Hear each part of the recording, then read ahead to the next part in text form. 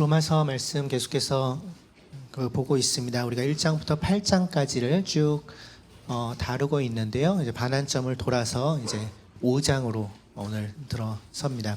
그래서 지난주 말씀은 하나님께서 우리를 의롭게 여기셨다는 것이 어떤 의미인가에 대한 이야기들을 했었죠. 그것이 하나님께서 우리가 더 이상 저희가 죄가 없다, 흠잡을 것이 없다 이렇게 선언하시는 것이기도 하지만 거기에서 더 나아가서 하나님께서 그분의 백성과 맺으신 그 언약, 그것을 지키시는 것, 결국은 온 세상을 회복시키시겠다는 그분의 약속을 신실하게 지키고 계시는 것이 그분의 의로움이고, 그래서 우리를 의롭다 여기셨다는 것은 우리는 신실하지 않지만 그리스도의 십자가로 말미암아 다시 그 언약으로 우리를 참여시키겠다는 선언이다. 그것이 우리를 의롭게 여기신다는 것의 의미다. 우리는 그것을 믿음으로, 하나님께서 그 일을 하시는 것을 전인격적으로 반응함으로, 내 것으로 삼음으로 그 의롭게 여기심에 참여하게 된다라는 이야기들을 했습니다. 그러니까 결국 우리가 의롭게 되었다는 것은 우리의 신분이 바뀌었다는 이야기입니다. 신분이 하나님의 진노를 받을 수밖에 없는 존재에서 하나님의 용서와 용납을 받는 존재로 바뀌었다는 것이고요. 죄의 결과로 죽음으로 갈 수밖에 없는 그것밖에는 종착점이 없는 존재에서 이제 하나님과 함께하는 전혀 새로운 종류의 삶, 영원한 생명으로 신분이 바뀌었다는 것이고요. 하나님의 원수에서 그분의 사랑받는 자녀로 신분이 바뀌었다. 그분과의 관계가 온전히 회복되었다라는 이야기를 한 거예요. 그것이 복음의 핵심적인 내용이었던 것입니다. 근데 이러한 신분의 변화는 이제 삶의 변화와 연결될 수밖에 없죠. 5장 1절에서 앞에서 했던 얘기들을 이제 정리해주고 있어요. 그러므로 우리는 믿음으로 의롭다 하심을 받았으므로 우리 주 예수 그리스도로 말미암아 하나님과 더불어 평화를 누리고 있습니다라고 얘기하죠. 이것이 우리의 바뀐 신분을 총정리하는 한 문장이라고 할 수 있는데, 이런 바뀐 신분은 새로운 삶으로 우리를 이끌어가지 않을 수가 없죠. 가치관이 바뀐 거거든요. 우리의 신분이 바뀌었다는 것은 소중하게 여기는 것의 기준이 바뀌었다는 거예요. 그러니까 자랑거리가 바뀌었다는 것입니다. 내가 내세울 만한 것들이 바뀐다는 거예요.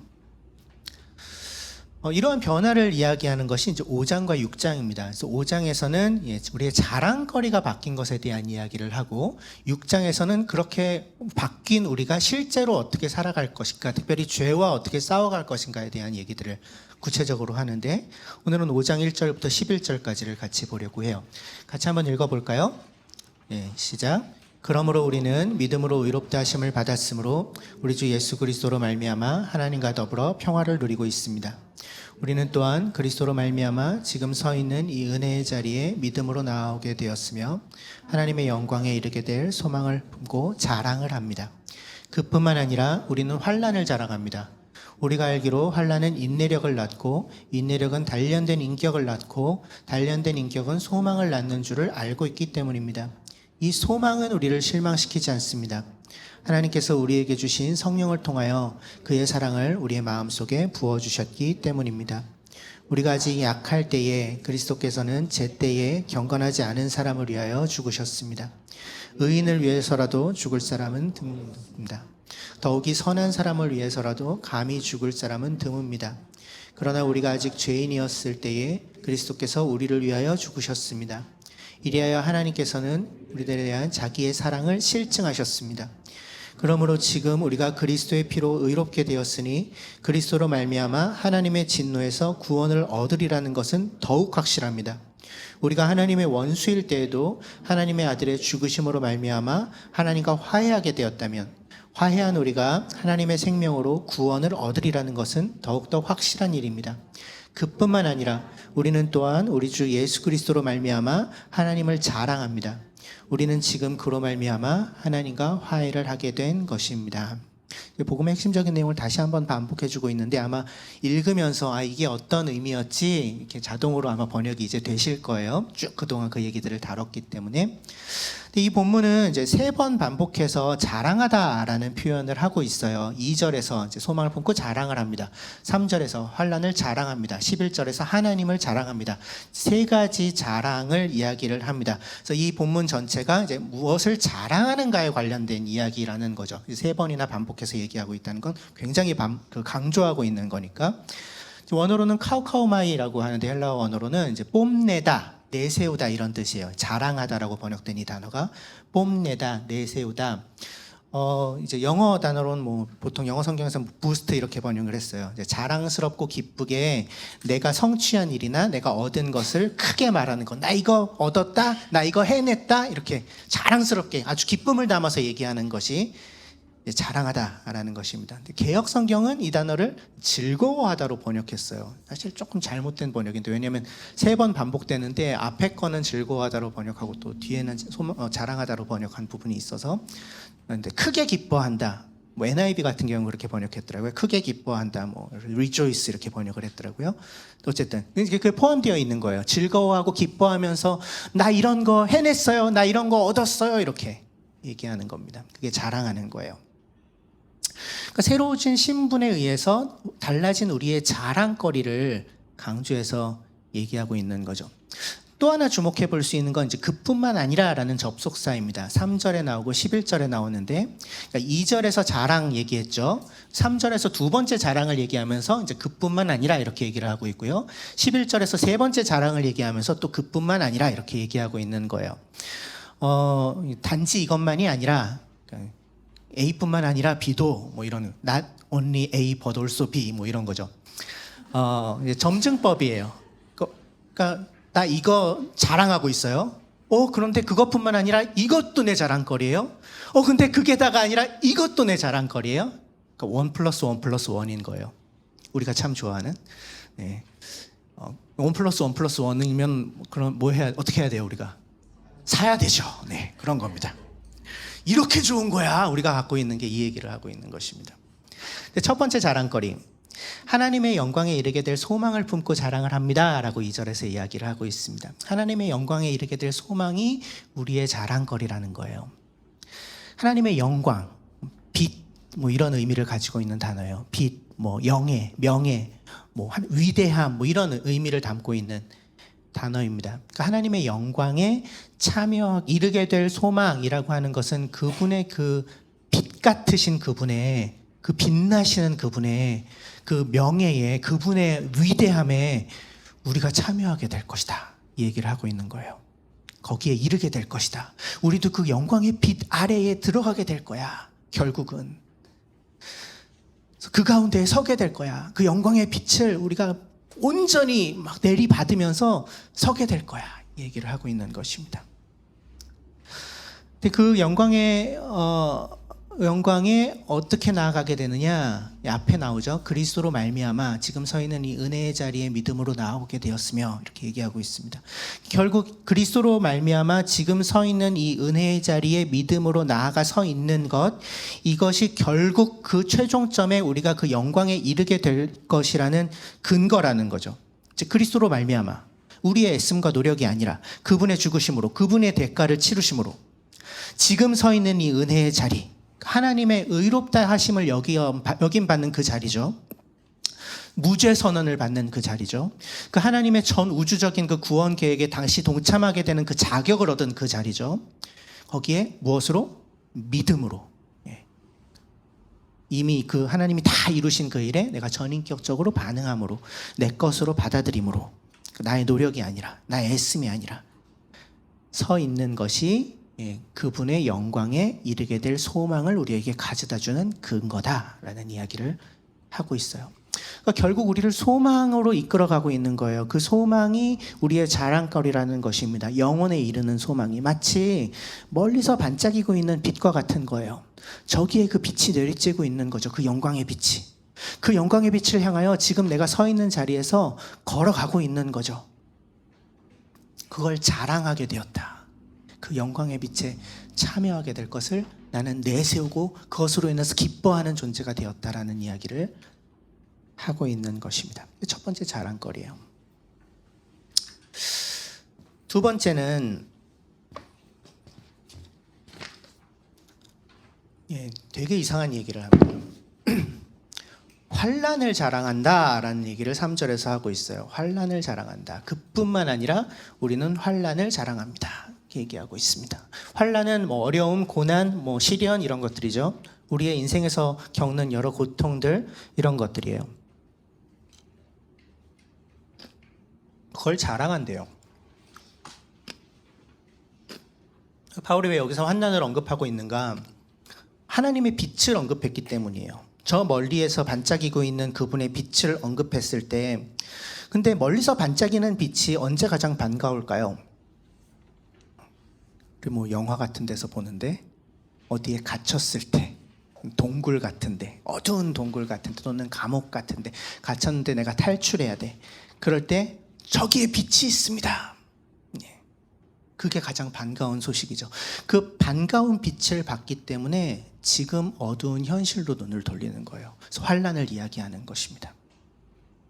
그러니까 하나님과 화평을 누리고 있는데 영광에 이르게 될 소망을 품고 있다고 그것을 자랑한다고 이야기했는데 왜 현실은 시궁창이야? 왜 우리를 둘러싸고 있는 이 현실은 이렇게 어둠만 가득해? 그 질문에 대한 대답을 제시하고 있는 거죠. 그러한 회의가 있었던 거예요. 이 로마서를 읽은 독자들에게도. 우리가 그런 것처럼. 하나님이 완전히 회복하신다며, 하나님이 그 영광의 빛에 우리를 참여시키신다며, 하나님이 그 특별한 자리에 우리를 부르셨다며, 예수께서 그 일을 하셨다면서 그것을 믿음으로 받아들이면서 우리가 그 영광에 이르게 된다며, 근데 왜 지금 우리는 이렇게 어둠 가운데 있는 거지? 우선 바울이 여기에서 이야기하고 있는 환난, 고난, 어려움은 세상을 살아가면서 우리가 겪는 모든 어려움을 이야기하는 것은 아닙니다. 그러니까 세상 전체가 다 깨어지고 망가져 있기 때문에 누구나, 이 세상에 살고 있는 누구나 겪는 어려움들이 있어요. 고통들이 있죠. 근데 특히나 가난하고 힘이 없으면 그 고통을 더 크게 경험하게 되죠. 우리가 살고 있는 세상이 그렇죠. 근데 바울이 얘기하고 있는 환난은 그것을 얘기하기보다는 우리가 깨어진 세상에 살고 있기 때문에 모두가 당하는 그 고난을 얘기한다기보다는 우리가 그리스도를 믿기 때문에, 그리스도를 닮아가고 있기 때문에, 그리스도를 따라가고 있기 때문에 겪게 되는 어려움, 그것이 바울이 여기에서 얘기하고 있는 환난이에요. 그런 어려움이 있죠. 세상의 논리와는 다른 논리로 살아가니까요. 세상의 기준과는 다른 기준을 품고 살아가니까요. 그렇기 때문에 이 세상에서 우리가 살아갈 때 여러 부대낌들이 있어요. 예수 그리스도를 따라서 사는 것으로 인하여서 겪게 되는 어려움들이 있다는 거죠. 근데 결코 승승장구하게 되지 않습니다. 결코 좋은 것만 우리가 얻게 되지 않아요. 그건 우리가 실제 우리의 삶에서 계속해서 경험하고 있는 바죠. 그러니까 예수를 믿고 이 땅을 살아가는 것은 실제로는 사실은 더 어려운 길을 간다는 의미입니다. 2000년 전에도 지금도. 근데 바울은 무엇을 얘기하고 있는 거예요? 그 환난을 자랑한대요.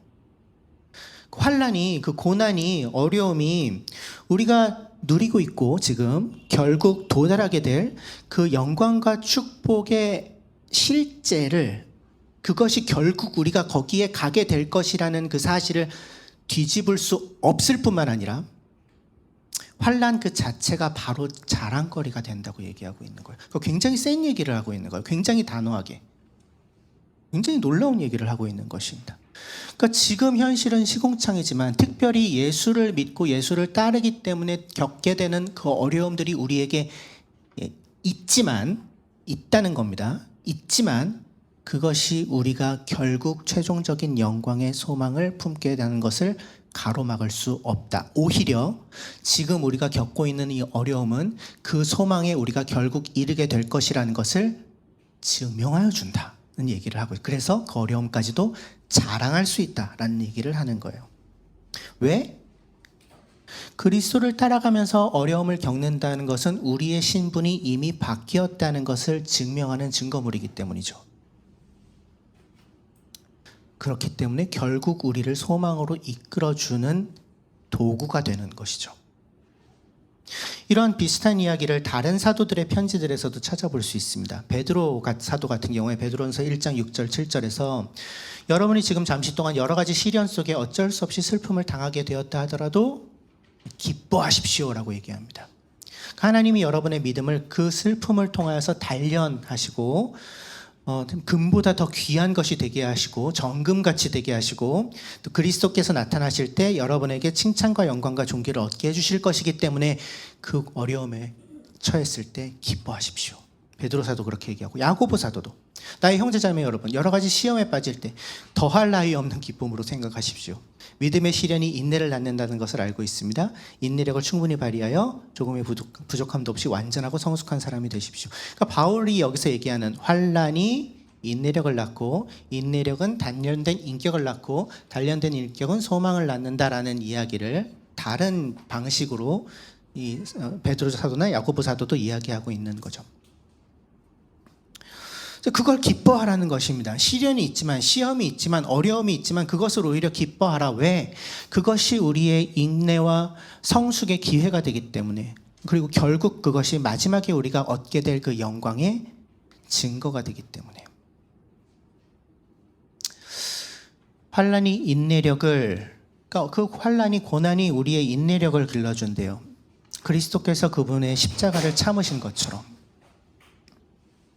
인내는 단련된 인격을 그 인내를 통해서 우리는 더 단단하고 성숙한 존재로 자라간대요. 그리스도의 장성한 분량에 이를 때까지.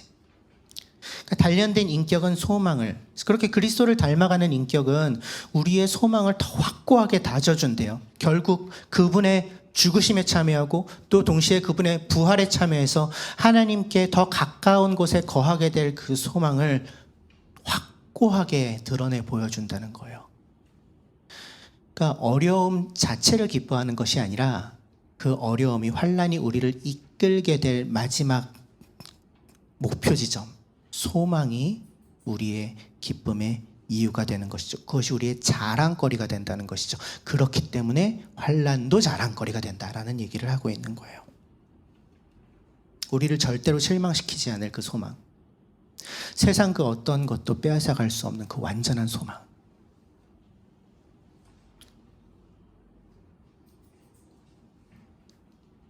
그 소망의 근거는 무엇입니까? 우리가 그러한 소망을 가질 수 있는 이유는 뭐예요? 5절에서 10절까지 그 얘기를 하고 있는 거예요. 뭐죠? 하나님의 사랑이라고 이야기를 하고 있어요. 성령을 통해 우리에게 주신 사랑, 그리스도를 통하여서 입증하신, 실증하신 그분의 사랑이다. 우리가 아직 연약할 때, 우리가 아직 죄인일 때, 우리의 어떠함과 상관없이 그리스도께서 우리를 위해 죽으심으로 명백하게 확인해 주신 그 사랑. 그래서 우리가 이미 그리스도의 피로 의롭다함을 얻었고 하나님과 회복된 관계, 화목한 관계를 누리게 되었기 때문에 약속된 구원을 반드시 얻게 될 것이다. 그것이 우리의 소망이다. 이 얘기를 하고 있는 것입니다. 그러니까 결국 우리는 어디로 가고 있는지를 알고 이 길을 가는 거예요. 그 영광의 빛을, 저 멀리서 반짝이고 있는 그 빛을 보면서 이 길을 가고 있는 것입니다. 그 소망의 빛이 있기 때문에 그것을 보고 지금 여기에서 자신의 발걸음을 내딛고 있는 사람들은 지금 겪고 있는 어둠조차도, 환난조차도 자랑할 수 있다는 것입니다. 세 번째, 하나님을 자랑한다라고 11절에 얘기해요. 우리 주 예수 그리스도로 말미암아 하나님을 자랑합니다. 아까 점증적으로 이 세 가지 자랑거리를 얘기한다 그랬죠. 그러니까 마지막 거가 제일 큰 거예요. 마지막 자랑거리가 하나님을 자랑한대요. 우리가 하나님을 내세울 수 있대요. 그런 것 같아요. 어릴 때 아이들 이렇게 놀이터에서 뭔가 막 분쟁이 일어나면 우리 아빠 몇 살이야 이걸 가지고 이제 또 우리 그 가정교회 유진이가 자주 그러는데 내가 아는 형 몇 살이야 뭐 이렇게 인맥으로 이렇게 우위를 점하려고 하는, 그러니까 자랑하는 거죠. 내 형을, 내 아빠를 내세우고 자랑하는 것입니다. 아이들이 왜 그렇게 할까요? 본능적으로 알기 때문일 거예요. 나는 별게 없구나. 나는 별게 없구나. 그래서 내가 쟤보다 더 내세울 수 있는 건 나이 많은 우리 아빠 뭐 이런 거인 거죠. 조금 지나면 머리가 크면 그래서 뭔가를 가지게 되면 자기가 내세울 수 있는 것들이 생기게 되면 더 이상 그렇게 하지 않죠. 근데 마치 어린아이들이 그렇게 하는 것처럼 엄마를 아빠를 자랑하는 것처럼 우리 엄마 뭐 한다, 우리 아빠 어떤 사람이야, 그러니까 나 무시하지 마. 우리는 하나님을 자랑한다는 것입니다. 하나님을 자랑한다. 이게 진짜 자랑할 만한 것이죠. 그 누구보다 든든한 아버지가 있다는 겁니다. 든든한 뒷배가 나한테 있다는 거예요. 나 함부로 보지 말라는 거예요. 이게 나의 가장 큰 자랑거리가 된다는 거죠. 나 하나님의 아들이야. 나 하나님의 딸이야. 우리 아빠가 제일 세. 근데 우리가 그분을 자랑할 수 있는 이유는 무엇입니까? 그리스도로 말미암아, 그리고 뒤에 하나님과 화해를 하게 된 것입니다. 이렇게 얘기하죠. 그러니까 그리스도로 인하여서 우리가 하나님과 화해했기 때문에, 즉 하나님과의 관계가 회복되었기 때문에, 다시 말하면 그분의 자녀가 되었기 때문에 우리는 그분을 자랑할 수 있게 됐다는 얘기를 하는 것입니다. 11절, 그분과 화해되었기에. 1절에서 사실은 한 번 더 반복했어요. 하나님과 더불어 평화를 누리고 있다. 똑같은 말이죠. 그리고 그 화해가 어떻게 이루어졌는가? 1절과 11절에 똑같이 얘기하죠. 그리스도로 말미암아 그 일이 일어났다. 그러니까 주 예수 그리스도로 말미암아 하나님과의 관계가 회복되었기 때문에 우리가 우리 아버지 되시는 하나님을 마음을 다해서 내세울 수 있게 되었다. 이것이 우리의 자랑거리다. 가장 큰 자랑거리다. 그래서 세 가지 자랑을 이야기한 것입니다. 소망을 자랑하고 있습니다. 그 소망으로 우리를 이끄는 환난을 자랑하고 있고요. 그리고 무엇보다 우리의 아버지 되시는 하나님을 자랑하고 있다라고 얘기하고 있는 것입니다. 자랑합니다 예요. 자랑하게 될 것입니다. 자랑할 수 있습니다가 아니라 자랑합니다. 우리가 지금 그렇게 사는 겁니다. 그러니까 결국 우리가, 그래서 이 질문에 좀 대면하지 않을 수가 없는데, 나의 자랑거리는 무엇인가입니다. 나는 무엇을 내세우며 살고 있는가? 무엇이 나의 자랑거리가 되고 있는가? 어떤 게 여러분들의 자랑거리가 되고 있나요?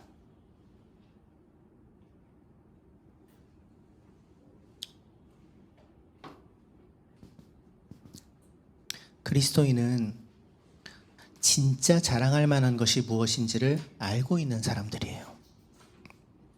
다른 어떤 것이 아니고 진짜 자랑할 만한 것들. 결국 우리가 얻게 될 그 소망, 그 소망을 확인시켜 주기에 그것조차 귀한 그 환난, 그리고 무엇보다 그 소망의 이유가 되시는 아버지 하나님, 그것을 자랑하는, 이것이 자랑할 만한 거야, 이걸 나는 자랑하며 살아, 이걸 내세우면서 살아 하는 사람들이 그리스도인이죠. 그렇기 때문에 그리스도인은 어떤 상황에 있더라도 언제나 자랑거리를 가지고 있는 사람들이죠. 내세울 것을 갖고 살아가고 있는 사람들이에요. 쫄지 마세요. 우리 아빠가 짱입니다. 진짜로 아무도 못 이겨요. 그분이 결국 가장 좋은 것을 우리에게 주십니다.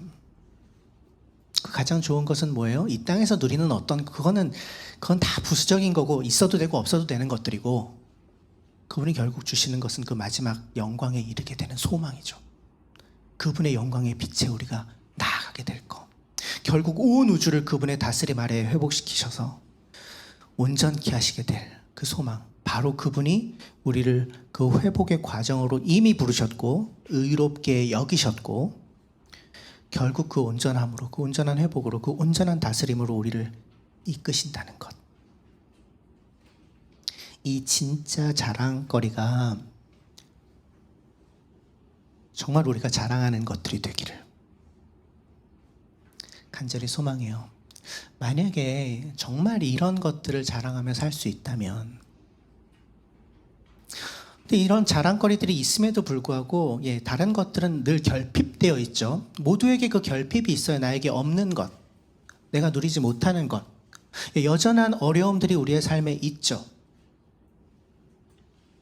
그럼에도 불구하고 항상 그렇죠. 항상 그럼에도 불구하고 이 자랑거리들이 나에게서 결코 빼앗아 가질 수 없기 때문에 누구도 어떤 상황도 언제 어디서든 두려워하지 않고 당당하게 굳건하게 서서 끝까지 그 영광에 이를 때까지, 그 소망이 이루어질 때까지 함께 걸어가는. 근데 이 소망이 정말 우리에게 진짜 자랑거리가 된다면 우리도 그렇게 될 수 있을 거예요. 우리의 환난까지도 자랑할 수 있게 될 겁니다.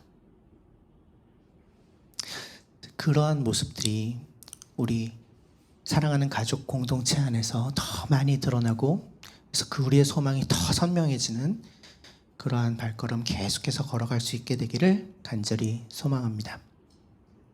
잠시 침묵하겠습니다.